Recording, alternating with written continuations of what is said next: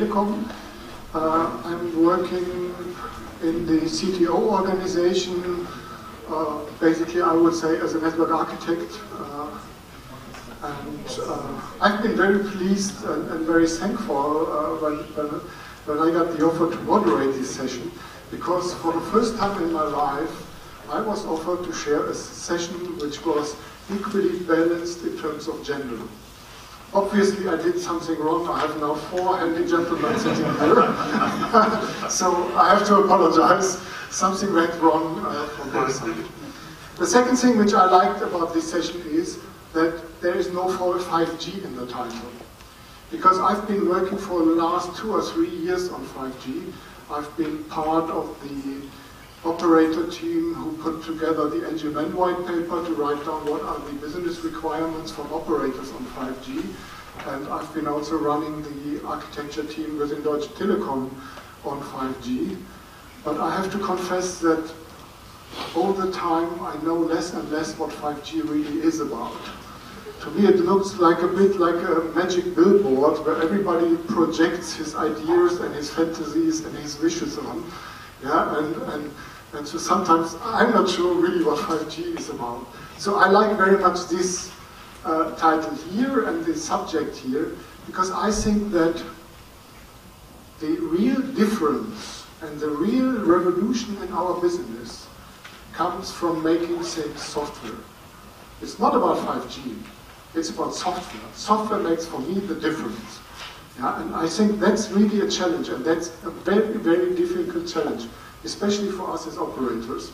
It's a big challenge, yeah, because if I look into my company, we have a lot of software expertise, but this software expertise typically is in customer solution projects and so on. It's far away from our core business, it's far away from our network business. In the network business, we have engineers. We have radio engineers, we have hardcore electrical engineers, yeah, but we have very few software skills, and that's a big challenge which I see, to bring these network and the software competence together. And I hope that during this session we will discuss a bit more about what it takes and what is required to bring this revolution forward. So just very brief introduction. We have Alex here from University College in London, representing the research side, and John Hart, you heard already this morning, from BT. Johannes Lessmann from supplier organization, even though he comes from the research part of the supplier organization, but I think he brings this supplier thinking to the table.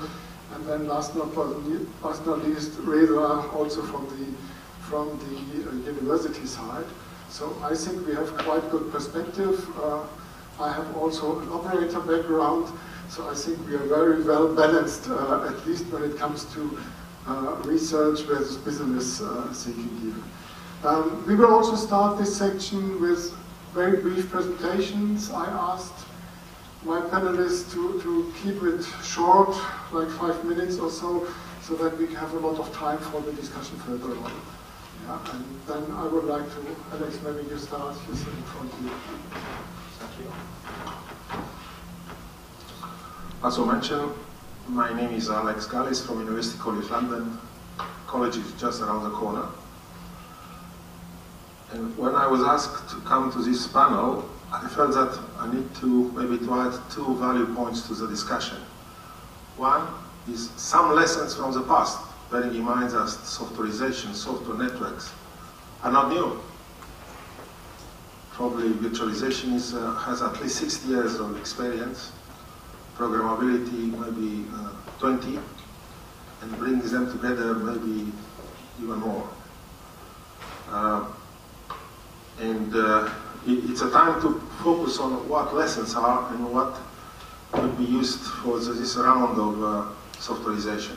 And I agree, softwareization is bigger than 5G, or defining it 5G totally.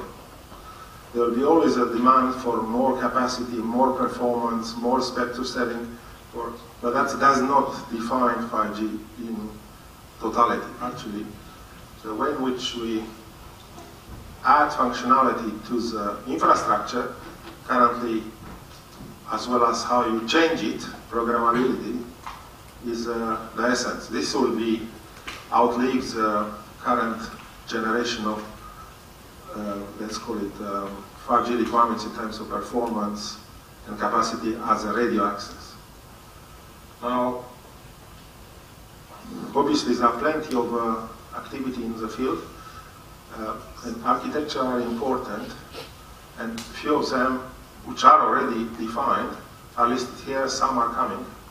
But this capability called how you change, how you put a new functionality in, has to be anchored in an architecture which outlive everything else. Otherwise, the network has to change every time you change the architecture, network architecture. A few of them were mentioned today in many sense. There will be others. Clearly, this area is quite old from the softwareization point of view. There are standards architecture which have coming from standard groups like IEEE, IETF, and others, which are having 20 years in the field. Now, MANO and AV is supposed to be used. Obviously, the question is how to use it everywhere. Now, one small way to look at 5G is that it's a network of devices, but also it's an infrastructure where different network functions of different kind, some virtualized, not all of them, need to be controlled, changed, replaced, and so forth. And that's basically the softwareization problem for a long time. In the past, first lesson which was done in particular was programmable networks of 10 years ago in a radio as well as fixed, was that the programmability was concentrated too much on the data plane level, as a low level. Although this creates a fantastic possibility to change at that level, it is not sufficient. You need to change and add new services, new application easily. That's the essence. That's where the cost of OPEX will be controlled, and this is where the more value could be added. So that's the first lesson. Don't concentrate on changing things at the bottom if you're under a low level granularity. Programmability of flows are important but not essential, because this will not add so much value. The second lesson from the past is that although it's interesting to look at all these problems, in particular when it applies to many segments of the network, some are transport specific, access and so on, some are computational specific. It comes with their own management. So if you don't blend in uniform management for all this part, you'll have management silos for every segment, which means that by definition you multiply the OPEX and create more problem for the operators. Rather to simplify, get into exactly the opposite. So uniformity of it is fundamental. Another lesson from the past is that softwareization is not just a method by which you change, but becomes as important in terms of artifacts, elements, which need to be put into place as a control plane, as a data plane, as a management plane, as an application plane. Without this separation of concern, you blend everything together into a soup which may not be performant end-to-end. At the end of the day, that's a second lesson to separate the concern, in particular the softwareization, which is becoming now the norm, and look at it how to deal with network functions, not only devices, which are nodes, some edge or a center. Now, obviously there are plenty of ways to blend in virtual network functions with the rest, but one important aspect which I want to bring is that they have to be brought in together with a lot of management infrastructure to help that to run operationally without a human intervention. Autonomic or self-management in those aspects becomes an essence rather than necessary things to do. And this thing, together with managing the service and application with capability to bring them in and link it with network resources, is as essence. So it doesn't make sense to have slices only for transport. It makes sense to have slices where you house the application and services, resources, and put it together and manage it as one. Now, That's basically said. I would conclude saying this is not a job done, so there are a number of challenges here. If you want to put it end-to-end for all the segments in the network, coming from the radio, access, core, edge clouds, edge networks, edge IoT networks, if you want to bring it together. There are a number of key lessons, and still there are a number of frontiers, challenges to be properly executed. One is to understand better now, given the fact that software networks will be here to stay, natively. Question is, what are the value chain, who provides what the value, and how different operators can benefit from it in order to allow them to have additional revenue, and in this way, the value chain in terms of money will calculate all the others. I think that it's a change, this value chain, therefore it's better to look at it.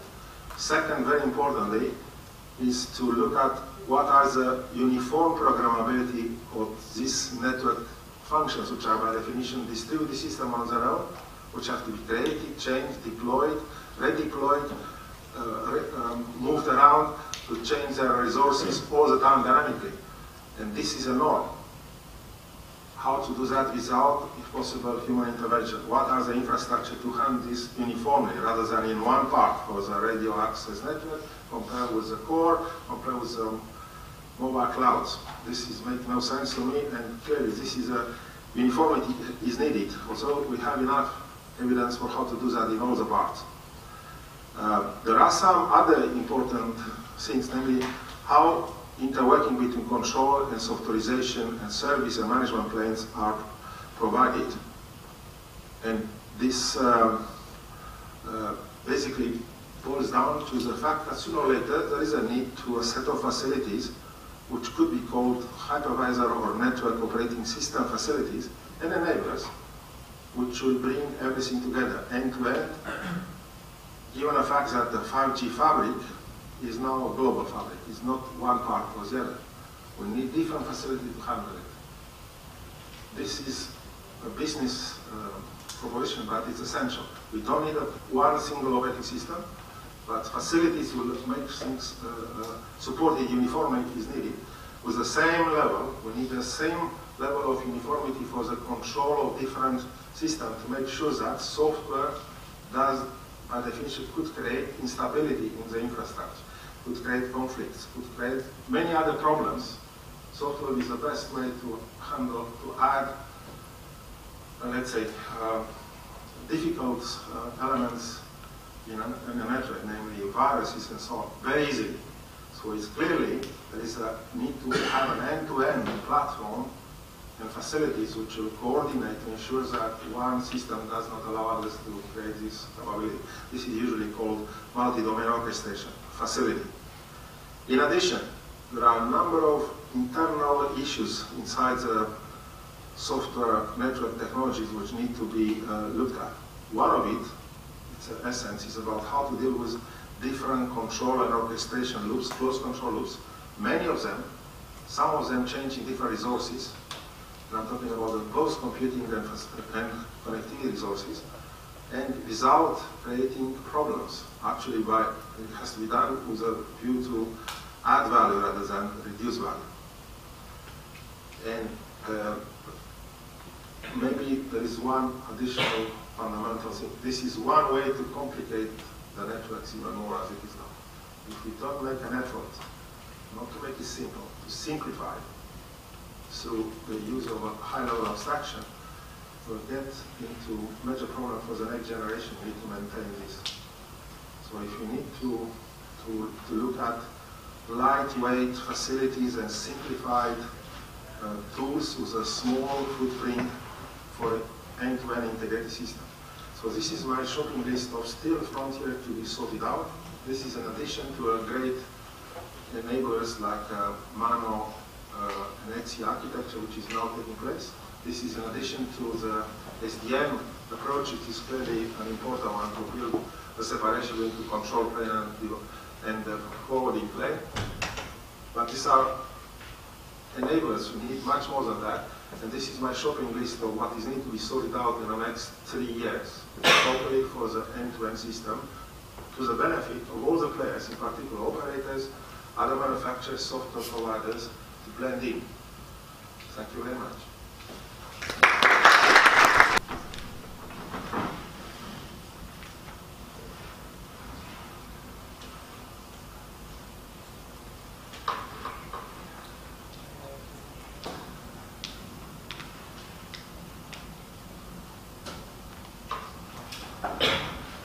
Okay, my name is Johannes Lessmann. I'm from NEC, from the research labs, and I'm not a mobile network expert, I have to say, so in that context probably most of you know more than I do. I'm a general, let's say, I'm generally involved in SDN and NFV as base technologies, which is what I call the talk softwareization in carrier networks, because one of the first premises I think is true is that software is eating the world. That's actually a famous quote by Mark Andreessen, the founder of Netscape and various other companies. So the message of this slide is basically that softwareization is happening everywhere, not just in our industry, right?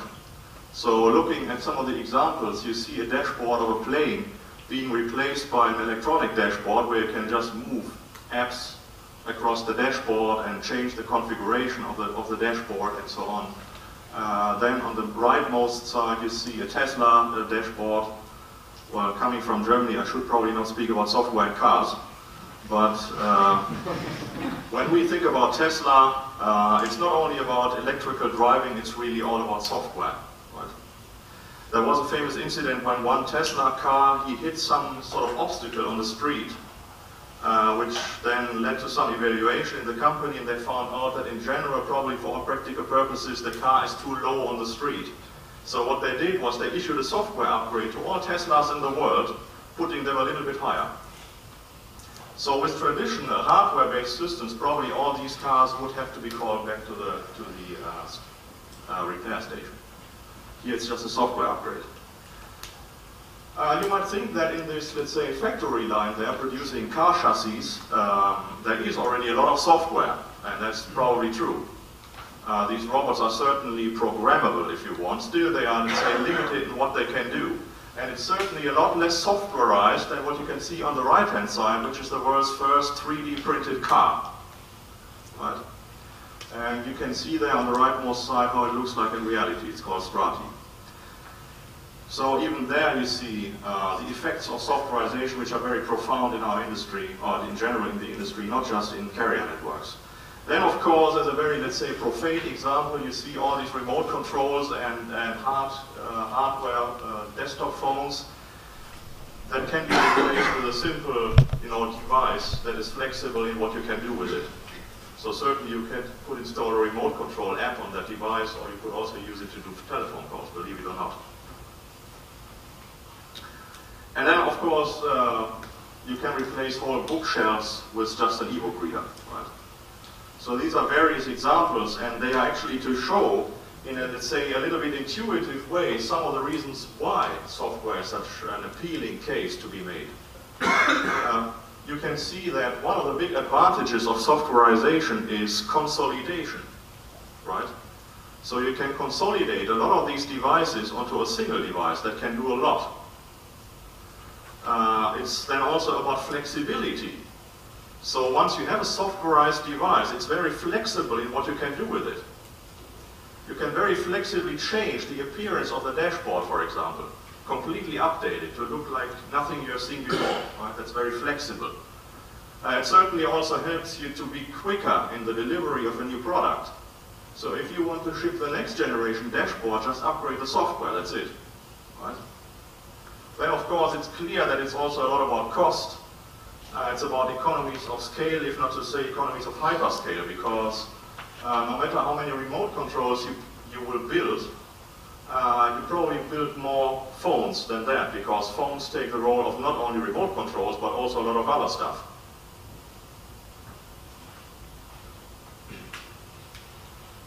So NFV is nothing but a softwareization trend in the carrier network space. So we used to have, and this is probably something we all know, a lot of dedicated appliances for various functions in the network. And what we really try to achieve is building that in software on commodity hardware.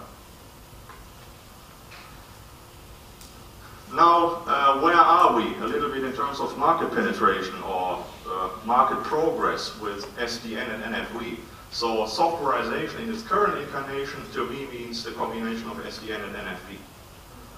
And of course these two, let's say, developments haven't started at exactly the same point.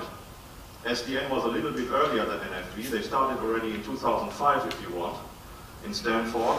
But the ONF was then at least created, I think, in 2011 or 2010, I'm not quite sure. At least around that time frame. The ETSI NFV group was created in 2012, so it was around, if you take the average, 2011 that the softwareization started to take off as a concept at that stage in the carrier business. Then in 2013, like 2.5 years ago, we were sort of at the peak of inflation, as Gartner calls it, in the hype cycle curve. So people thought you could do everything with SDN and NFV, but now we have followed the natural progress of things where we sort of go into the disillusionment phase, where we are confronted with many hard facts by doing POCs and trials that tell us that not everything is so great the way we thought it would be.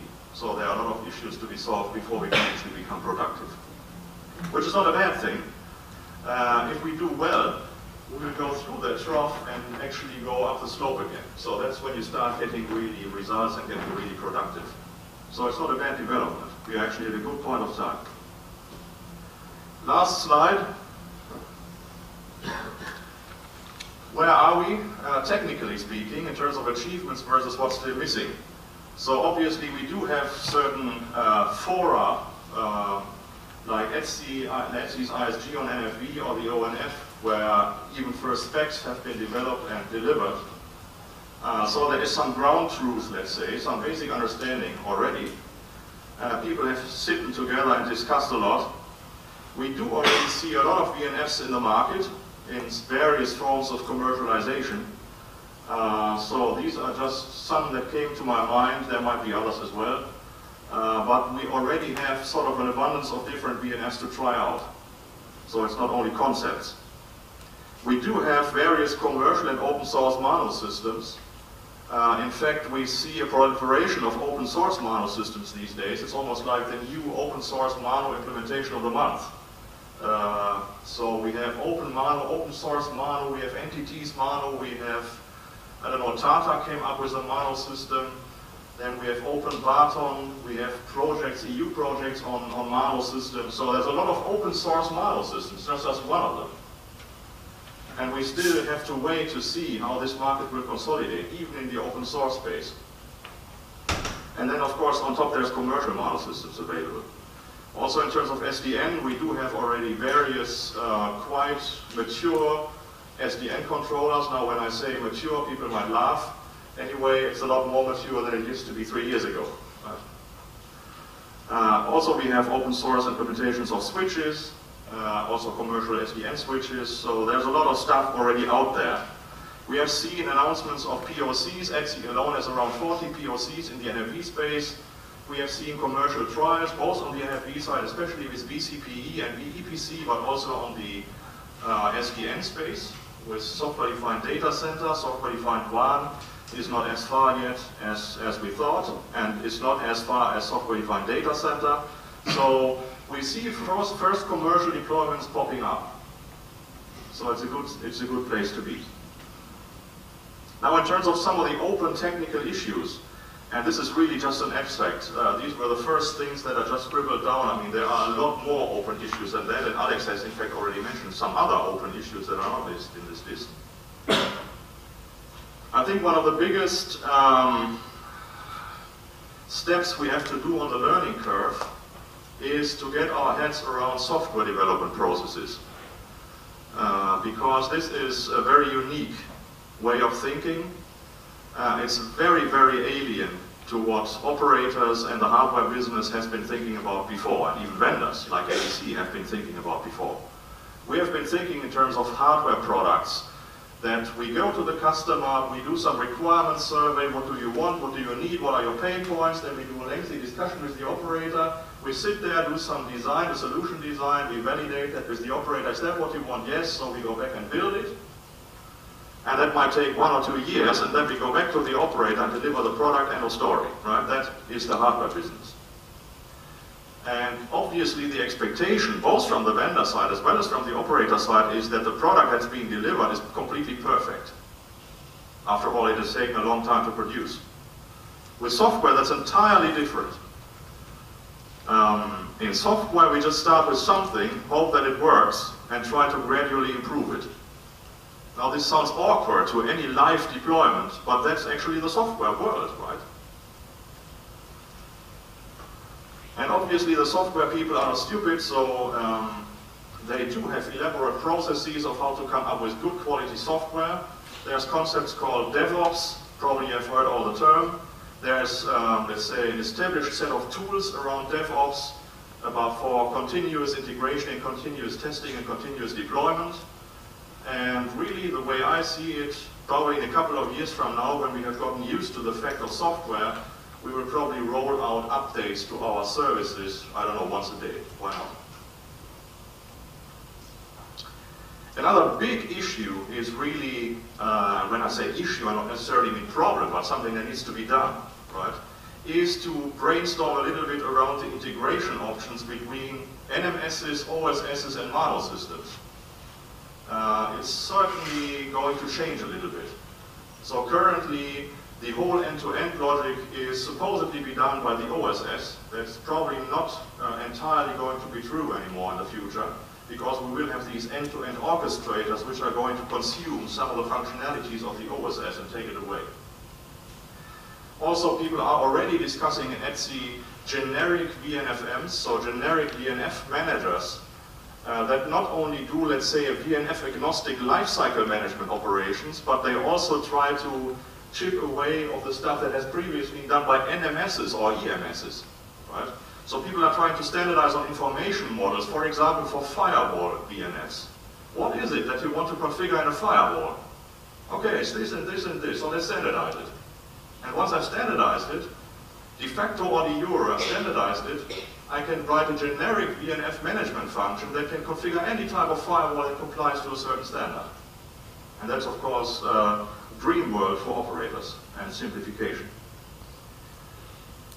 Now, doing things in NFV the cloud way, of course, also brings philosophical debates in terms of what cloud-native design really means. The cloud guys will always argue, look, a true cloud design means that there is this illusion of unlimited resources, right? That's really what cloud means. I want to provide you the illusion that there's unlimited resources. And when you take OpenStack and you deploy new VNFs into OpenStack, it will never say, no, I'm full. It will never. Okay? Because there's always an illusionary space left. Now, of course, if you want to do predictable VNFs that are supposed to, deliver some predictable performance like a VEPC, then operators are not happy with this illusion because it's anyway an illusion, right? The real physical infrastructure is, of course, limited. So we need to think about how to make predictable software with predictable and deterministic performance that matches the level of predictability and determinism and quality that we are used to have from the hardware world. And there are various very fundamental questions that need to be answered. Cloud-native network design I've already touched. There's various things to be done. What we currently see in the market when it comes to, let's say, softwareized functions like VEPCs or VCPEs is that people have taken the hardware version, ported it to an x86 architecture and call that a virtual function, right? And that's certainly not cloud-native. Microservices, big topic. Legacy integration of SDN.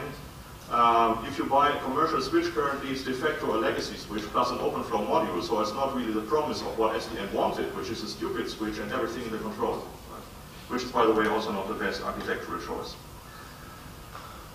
Key messages to take away for key messages. Softwareization is an inevitable mega trend, not only but also for carriers. So add some software skills to your CV, might help. Commercial uptake has been slower than expected, especially for SDN, one has to say, because it started earlier, was a little bit preempted by NFV, but pace is increasing, so the hard lessons of reality are just around the corner. Many fundamental issues still need to be addressed. So being a researcher at this point is not a bad idea, right? And the boundaries between SDO-based de jure standardization and open source-based de facto standardization is probably also going to be redistributed. Okay, thank you. Slides from me. I guess just to talk a little bit about the history of NFV then, and where this really came from was that the IT world had long since reaped the benefits of using generic servers, and that was something that I guess was probably quite frustrating to operators who've traditionally used hardware-based products, where you're very much tied into a vendor and very much tied into a particular service. If you end the service, very difficult to then use that hardware for something else. Just to give you a little bit more about the history of NFV, because some of my colleagues were really intrinsic in the whole NFV movement, not myself, but certainly my colleagues. And the diagram that you mentioned is by Peter Willis. So what actually happened was Peter was approached by Intel about 5 years ago, and they asked him why, as an operator, you still buy hardware-based products from vendors, and his answer was, well, really, we don't get the performance from generic hardware that we would need from a hardware-based solution. And so Intel said, well, that's no longer the case. These generic servers are really highly performant now, and they would meet the requirements of a network operator. So he set them a challenge, and he gave them our most difficult network element to replicate, which is BRAS. It's very CPU intensive. And they went away and did some tests for us, and they came back, and their performance was actually only 5% lower than our best hardware performance device. So that really sparked the interest in BT. From there, Peter got them to run some more tests until he was convinced, and from there spawned the whole NFV movement. So Peter Willis, Don Clark, and Ian Hawkins set up that whole NFV movement. The first meeting, I think they had 13 operators sign up to that. By the second meeting, I think it was 25 operators, and by about the fourth meeting, I think they had over 400 attendees, and so spawned the NFV movement. And in the previous presentation, you mentioned about some of the various deployments that we've got. So NEC actually launched the world's first virtualized EPC network in Burma in 2013, in December 2013, so that was the first deployment there. Since then we've seen virtualized INS solutions from the likes of Mavenir and Metaswitch, and a whole host of virtualized deployments, and that's really set us on the way. And I think that NFV and SDN will be fundamental parts of any 5G network moving forward. We won't be able to do network slicing and some of these various other things without NFV and SDN being a fundamental part of that. Thank you. Thank you, Peter.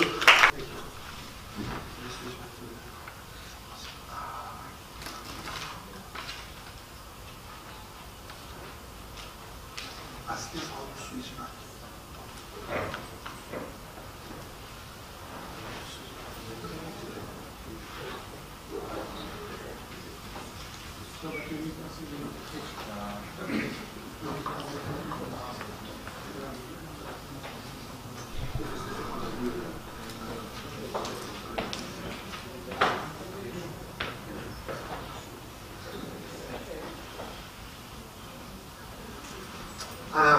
Hello, my name is Reza Najabati. I am a reader at University of Bristol High Performance Network Group. I am today presenting instead of the Professor Dimitra Simonido, which is head of our group, and she couldn't make it last minute. I received the question over the weekend of the panel because I was late informed about after attendees. And then I said, okay, the best way is that not to bring down your academic point of view, but also to raise some questions. And from our colleague, we answered that, and we spun out of our University of Bristol a company called Zeta Network that commercially so far has been successful and addressing some of the questions in this topic. I am not going to advocate what we do in Zeta Networks, But what I'm going to say, some research question that we try to answer them within context of softwareized network, which ended up to be useful for commercialization. So myself, I am reader in University of Bristol and also a director in that company. Now, the first question was from software technology, which tool can be useful for Telekom? I put in the right the picture that Nick McCohen when presented first on SDN, what SDN can do for network, presented it. But there is a difference here. I put an extra layer here, which is abstraction, which is so far has been not emphasized enough. So if you look at the computer industry, you have a hardware, you have an abstraction, which is a driver essentially, and then you put a virtualization layer on that for the people that they have their laptop, they use a virtual box or hypervisor, and install various operating system and application.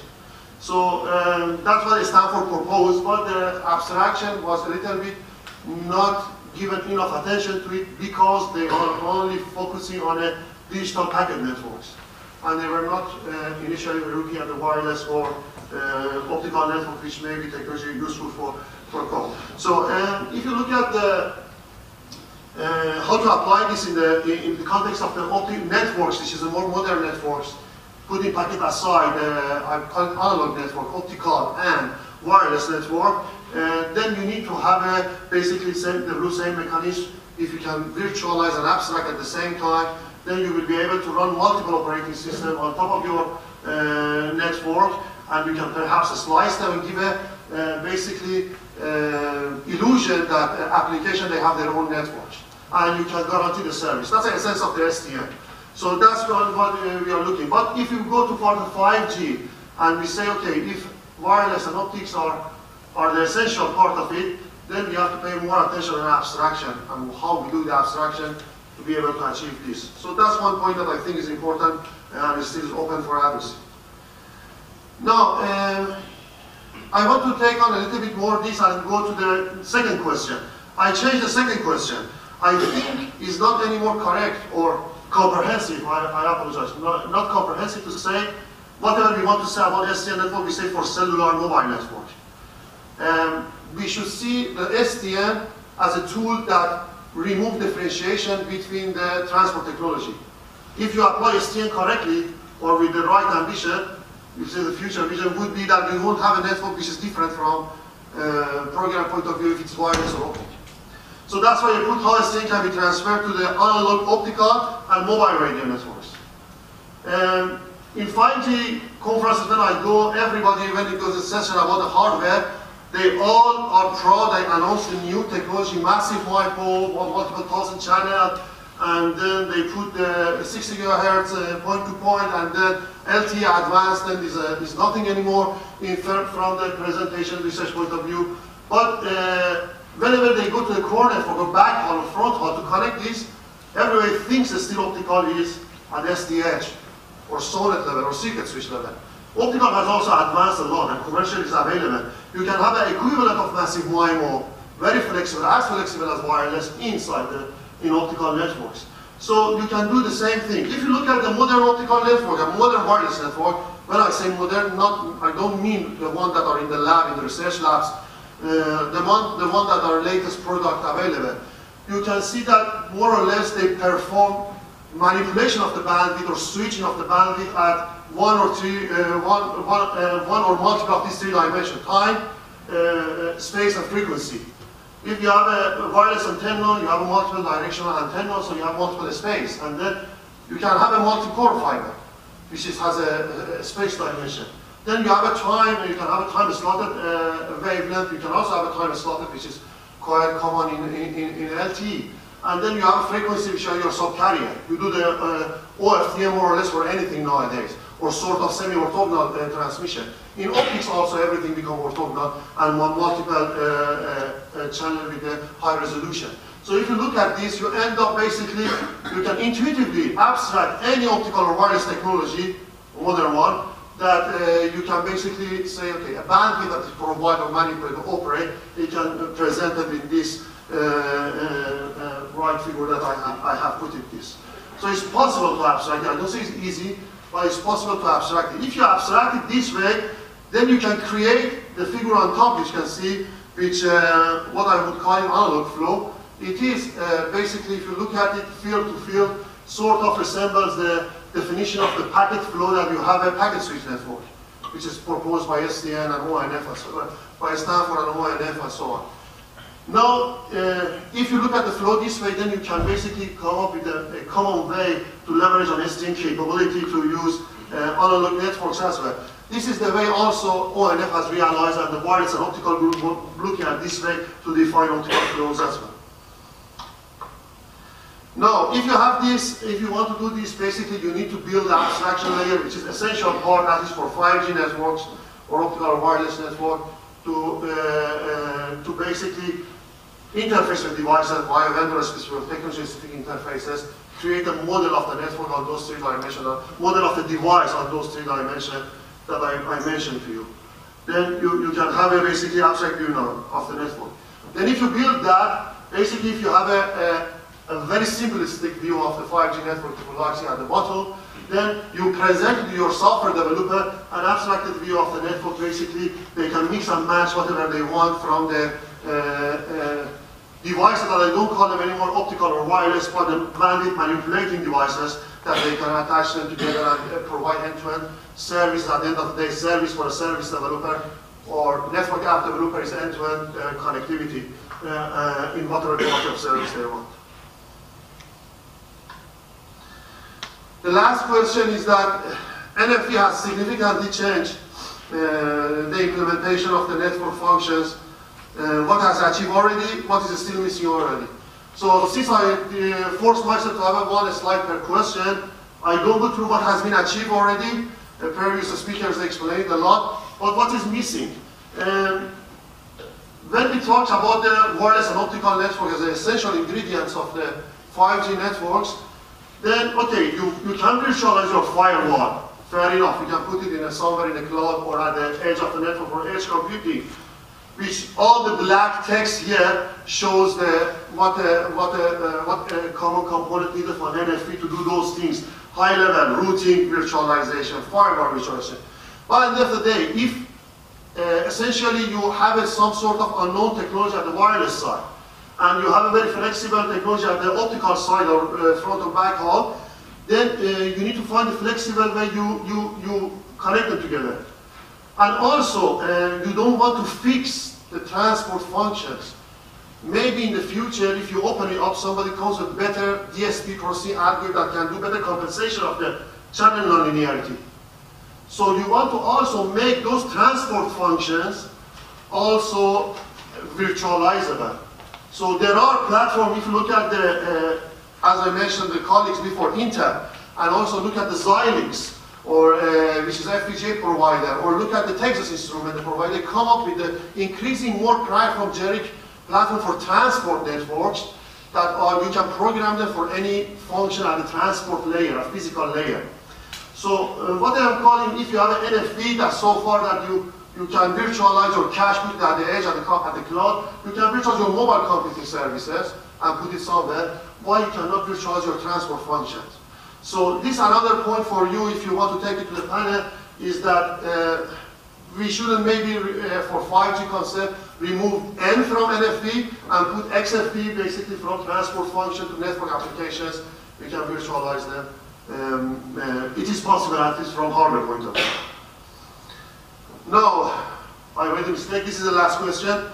What would be the impact of open source software on network technologies? I don't go through that. The major saving you go for softwareization or open source software is you come out of the vendor locking.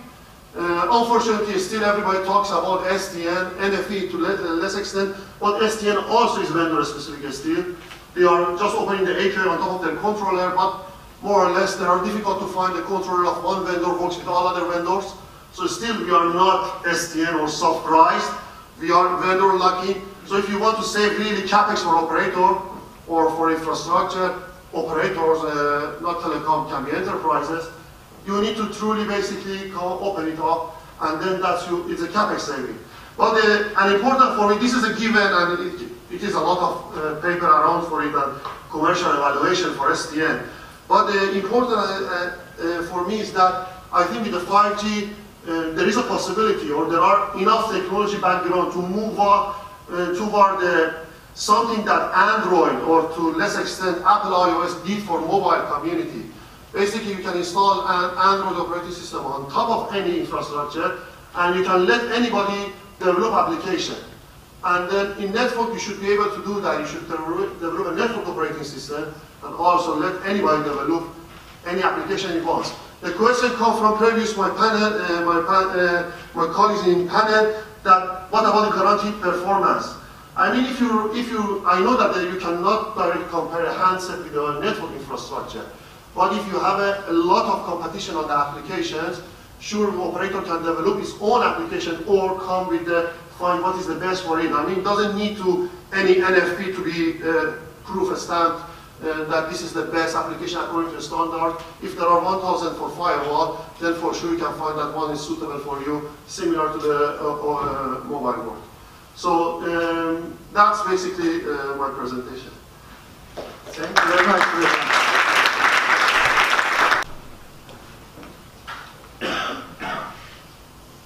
Who's going to start? Okay.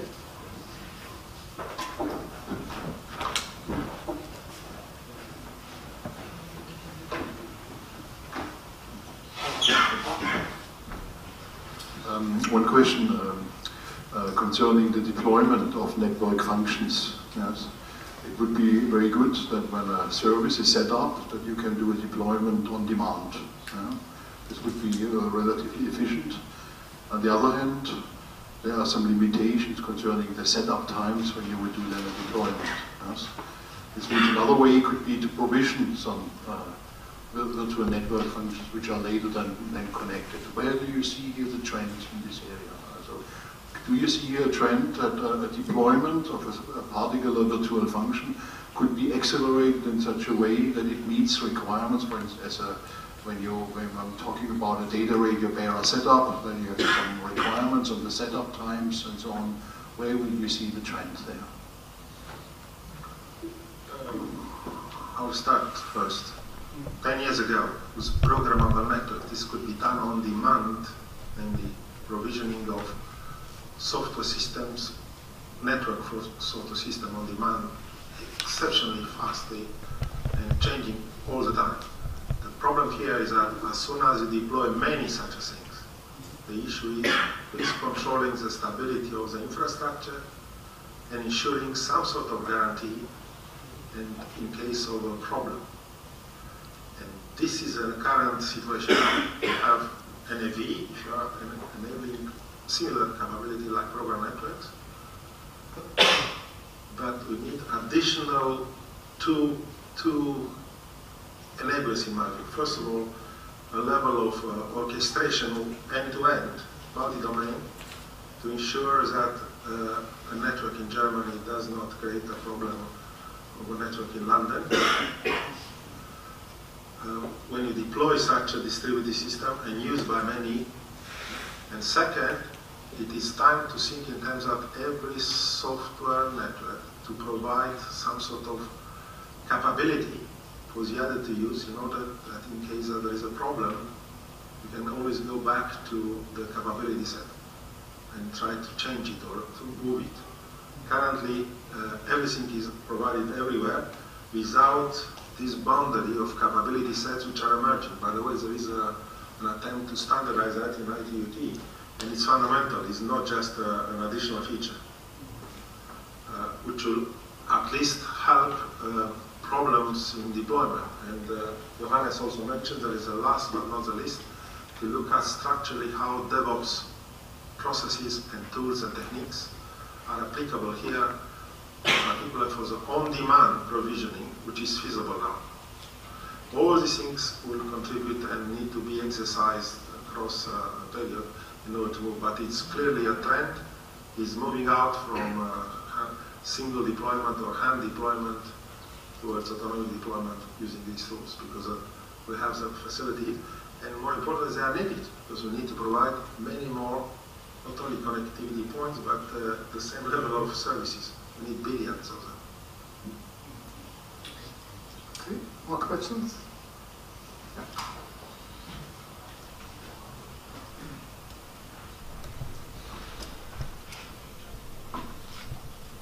You mentioned about the illusion of the unlimited resources in the cloud. I have a question. Are there more illusions there involved, considering especially about the cloud and NFV? Are we really prepared to have telecom needs and requirements on the NFV? In my work, a couple of times I reached to the point that I've been told that really flexibility that we are trying to sell by NFV on runtime, changing of the virtual machines, or the timing requirements of the telecom cannot be on the cloud providers. I'd like to have your opinion about this issue. I think maybe Johannes. So, of course, when you deal with resources that are actually constrained, instead of being illusionary unlimited, you need to do something about it in order to achieve predictable performance. And that is typically handled today by either reserving resources statically. There's OpenStack projects. There's one project in OpenFV called Promise, where operators try, and that's actually operator-driven project, coming from a BEPC background, where operators try to allow a way to ask the Vim, in that case OpenStack, to reserve some CPU cores or, let's say, a certain fraction of storage or memory explicitly for your use. Another way you can already currently, even without Promise, do this currently in OpenStack is by doing host reservations. So if you are a tenant on OpenStack, you get your physical host exclusively for you. So in that case, you are sort of responsible for managing the interference that your own VNFs are creating with one another, but then at least you know what you're doing, right? And you don't have that noisy neighbor problem. Now, a more general problem in cloud computing is what is called the enhanced platform awareness problem, where actually people discover that you cannot really completely abstract hardware away, but rather some virtual functions need to be aware of the type of hardware they are sitting on. And in fact, some VNFs might even require to be placed onto specific types of hardware. For example, hardware that supports encryption natively in the chip, or it has accelerators for compression, transcoding, or these kind of things. Or it has SRIOVs, or direct pass-through into the memory of the virtual machine, stuff like that. So we do have to find a compromise between abstracting everything away and being aware of the hardware we are sitting on. I want also to add to that. Also, we have to look at it when we say NFV for core network. Also, it doesn't mean that you move all of your function into the Amazon data center or a Google data center and try to run it on there. Look at the latest vendor equipment for edge or core. They are more or less carrying a mini data center by themselves. So basically, you can put for your time critical function or delay critical function into the network and the computing capability of your network resource.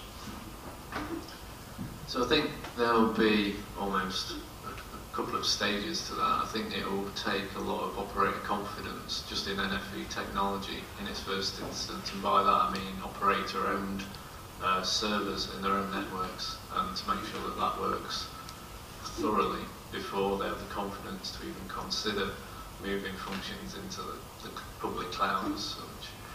But I guess there are instances. So I think Jive, which is voice over IP application, has got 50 million subscribers. It's all hosted in the Amazon cloud. So there are little pockets of applications that are hosted in the Amazon cloud. I think there will be, for the right instances, that will be the way to go for certain applications and operator applications. I also would like to add something. Obviously, your question is related to, on one hand, to elasticity. You move functions where you need more resources, usually so some sort of federated models to other domains. And there are some examples of that. for the last 10 years in clouds and networks. But as it was said clearly here, the operator needs to trust this, because this is one way to create a problem. Don't forget that when you have elasticity, the opposite activity, you need to roll back and release resources, logical or physical, is as important as the one using them from another domain or other thing. And this rollback may require some substantial changes in a control plane, and the operator needs to be confident that this will not create instability, at least, if not creating opportunity to create malicious software across. So suddenly, this question, which you could hold, is fundamentally linked with the security and integrity of the way in which NAV works. Currently, in my view, this is not safe. And in particular, when it comes to programmability, this exacerbates. So it's maybe time to go back to the techniques used in at the level of program networks to control security at all the levels, much more systemically than it is now, both in physical and logical resources. Thank you. More questions? Yeah. Just one.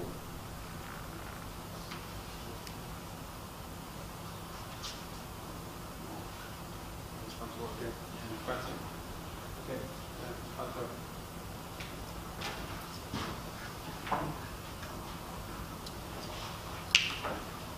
Thank you. Just to follow on from your last response, I mean, I've heard some discussion last year about containerization being considered to some of the companies in the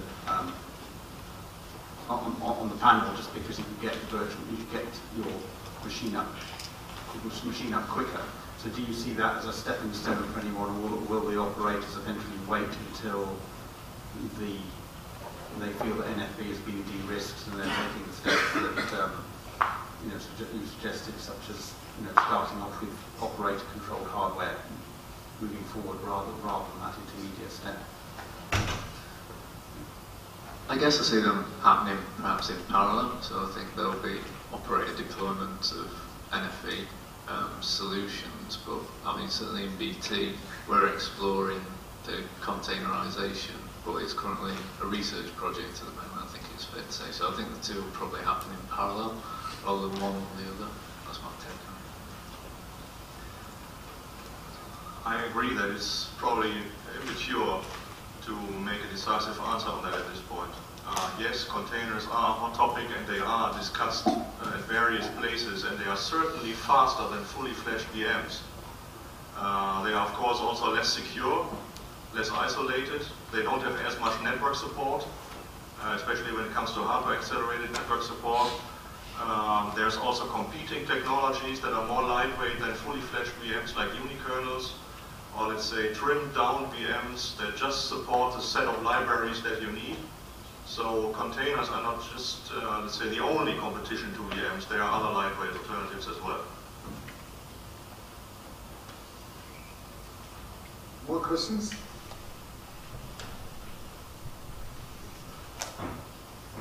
Yeah, maybe a question. We talked this morning about verticals, but I think there are some other verticals which might be actually have a role to play. I'm talking about the communities on operating systems. Actually, in the conference we go, there are no people coming from operating system community. And there is also the community of embedded systems, and for example, real-time visualization. And then we go to the main ATP conference. These people are not coming. They go to have their own independent conference.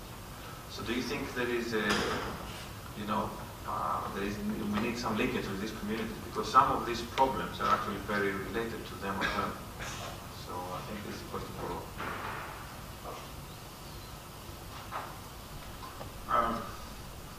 There is a new set of events, conferences, where these communities are merging, the operating system community, if you want, with network operating system communities and others. For example, the Networks Authorization Conference, which started 2 years ago in London, and this year was in Asia, so it's probably one of these flagship fora where this community could merge together. But it's a research community at this stage, not let's say engineering community. What we need to learn is that in the last 40 years there were basically more than 5,000 operating systems suggested, produced, developed, used, but now very few are used. So we need to come a bit to mature this exercise vis-à-vis of network-wide operation systems and operating systems facility. And we need to create some sort of facilities to allow many systems to be developed on top of them. And this is not yet the case. So we need a bit more time. It's a good time for research, as it was mentioned, but it's an excellent time for engineers and as well as things to bring forward. So that's obvious. But this is only one of the Chinese walls which are appearing in terms of people. The other Chinese wall which I prefer to define, but it's a time to come down, is that between the radio engineers and the network engineers. It's a time to merge or bypass it because there is no point to fight anymore. We won, both of them. Okay, maybe if I may step out of my moderator role and give as an operator here also my opinion on that one. For us, one of the drivers for the network slicing concept is really to open up also our business models and to invite third parties to deliver parts of their solutions. That may be customers, verticals, which have their own applications. I mean, if you talk to the automotive industry, they do a lot of things in the cars themselves and so on. Yeah, but that may be also other partners. Yeah, and you mentioned rightfully, I mean, this whole embedded systems community, or maybe also operating system communities. Yeah, so for us, this core concept about network slicing is not only to separate networks, but really to allow a much more adapted network evolution of each slice. Yeah, and that may include also that substantial parts of the network is delivered not by ourselves, not by our traditional vendors, but by completely new vendors. So when my CTO first asked me what is the benefit of network virtualization, then I told him what I see as a true benefit is we will open up a big new space of suppliers. And that's for me maybe the most important thing. Yeah, more important than whatever hardware savings or whatever. Yeah, but we reach a completely new community there. I think that's something which I think is a big advantage. Also a big risk, of course, yeah, because not all of these people know how to build bulletproof networks which have a high reliability standard. Yeah. And I have been responsible for one of the biggest network outages in Germany because I introduced a system which was not mature enough, so I know what I'm talking about. More questions? Yeah. And just again, sort of like follow-on, you described, or people summarised all the work gone on to making sure that the VNF, interoperability, we have all the work going on in standardisation bodies. Do you think that the potential gains of NFV will be tempered by lack of complete interoperability within the underlying 5G standards, as opposed to the virtualization wrappers and SDN around them?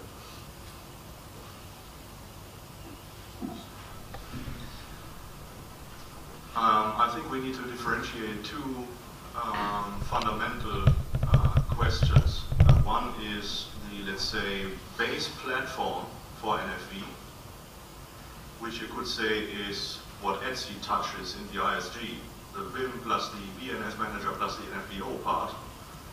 And that, to me, even being a vendor, in several years from now, is probably going all to be open source. So, I don't know if there we really run so much into the danger of being incompatible, because probably we will have some de facto industry standards by virtue of open source projects that everybody is using. On top of that, of course, you have the VNF functions, like a VEPC that may consist of various components that, of course, need to be interoperable, right? But that's a typical standardization exercise, so I'm not sure I see additional dangers coming from the software platform underneath. But Johannes, I would like to challenge you here, because the VEPC is a very old concept from the old world. It's not a concept from a VNF world. In a VNF, you would never define a VEPC, because that's a conglomerate of hundreds of functions which are put together because they are in the same physical box.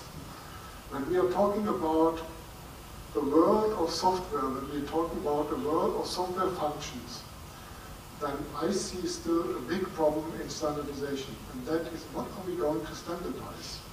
Because in the past we had a clear defined definition that we standardize interfaces between boxes. Yeah? And that was easy because we knew and we agreed upfront, yeah, do we want to have 1 or 2 or 3 nodes in the system? Yeah? And then we started to define the interfaces. When we start to define functions, what is it we are going to standardize now? And I think we shouldn't forget that standardization was one of the keys for the success of our mobile network standards. It was because they were highly standardized, they were easy to deploy. Yeah, and that was really a big driver here. And that's a risk which I see, that now we do everything in software. Now it's very easy to define hundreds, thousands of software components which you plug and play together. Yeah, but what are we going to standardize and how?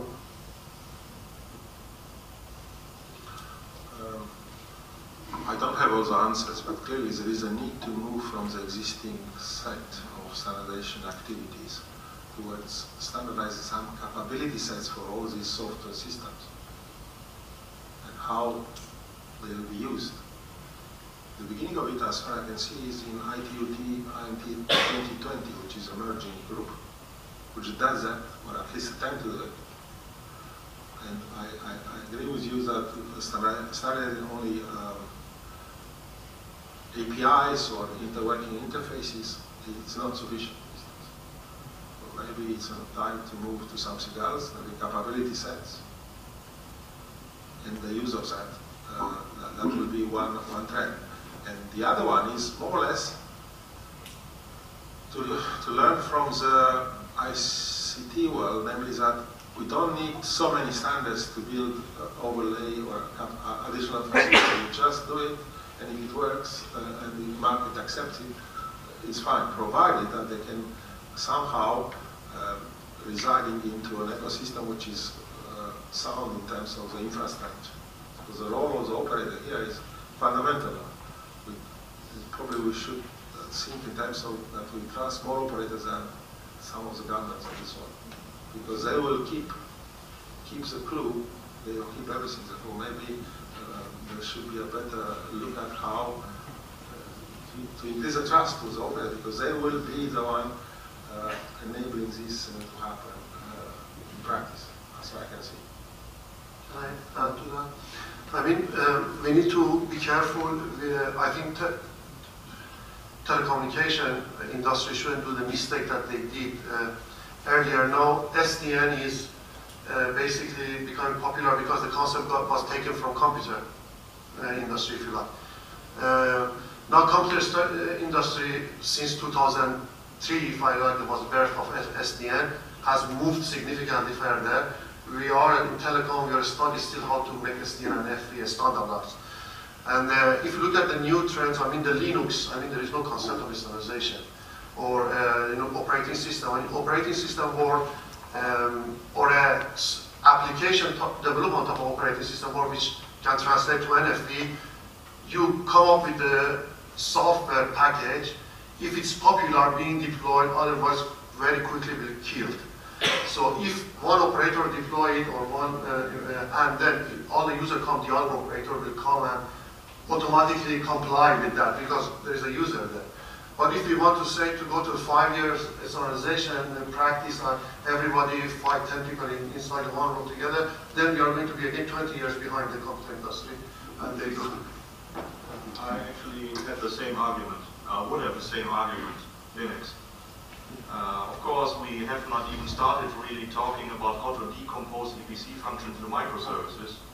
Once we go to that discussion, Yeah, of course, there are two paradigms. You can decompose it in a standardized way, have everything using standardized interfaces, or you just set standards by implementing a package that works for location tracking, for identity management, like Unix with these little tools, pipe, tailf, or stuff like that. It just works and everybody uses. And then people integrate what makes sense, and the rest, maybe you can just define the parameter of bigger functions. I think that's the challenge with standardization, really, isn't it? Because you want to define things that are core to it functioning how you like. Well, that process can't take years, right? So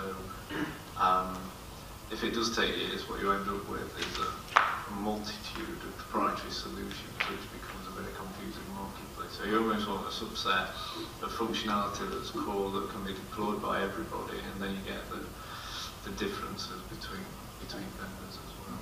So I think it's a fine balance, really. Typically, with standards, it takes too long. Okay, more questions? Interesting. Since I was going to ask the question, I think you've moved on and answered two of them. But the standardization process for segmenting smaller and smaller features, I think several of you on the panel are probably already aware. So the COPS initiative is already doing that. So you comment from an operator actually saying we want to segment the EPC. You can't really have a VEPC, you can have VEPC components. That's already happening. There are already implementations, they're proven, they're becoming more robust. I wouldn't say they're commercially available to the level that you need from a large operator, but they're becoming available. On the other hand, we've also got open source Manner, which I think is a great initiative. That brings together lots of open source communities, all trying to produce something which then many vendors can use. And I think the impetus to drive that forward is much better. But the bit that we're missing, I'm sorry guys, OpenStack is appalling. And your comment on Linux as an example, I'm going to absolutely trash that, because every time I try to build anything on OpenStack, I get another problem with another version of Linux. It is not standard, it is not easy to use. I'm not the only person saying this. We need the same initiative as we've got on open source Manner for a BIM and a BNFM.